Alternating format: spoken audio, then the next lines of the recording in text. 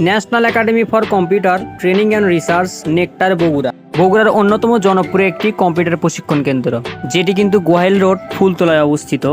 2005 সালে বিএনপি সরকার পুরনো নটরামস বিলুপ্ত করে নতুন আইন করে নেকটার প্রতিষ্ঠা করেন। 1984 সালে এই প্রশিক্ষণ কেন্দ্রটি প্রতিষ্ঠিত হয়। তবে 2005 সালে বেগম খালেদা জিয়া সরকারের আমলে জাতীয় সংসদে 12 নং আইন পাশের মাধ্যমে এটার ট্রেনিং চালু করা হয়।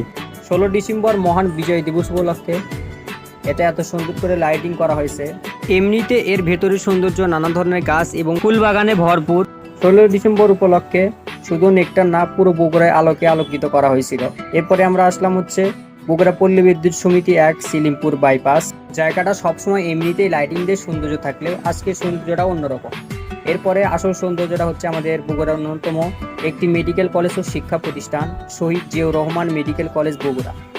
পুরো বিল্ডিংটি এত সুন্দর করে সাজানো হয়েছিল, যেখানে ভর্তি থাকা রোগীর স্বজনরা রোগীর সেবা করা বাদ দিয়ে এখানে ফটোশুট করতে ব্যস্ত।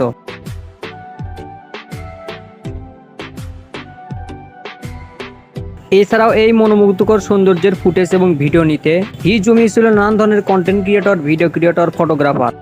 আমাদের বগুড়ায় আর কিছু থাক বা না থাক, বগুড়াবাসীর জন্য এটা একটি গর্বের যে আমাদের বগুড়াতে একটা চিকিৎসার জন্য সরকারি মেডিকেল কলেজ রয়েছে।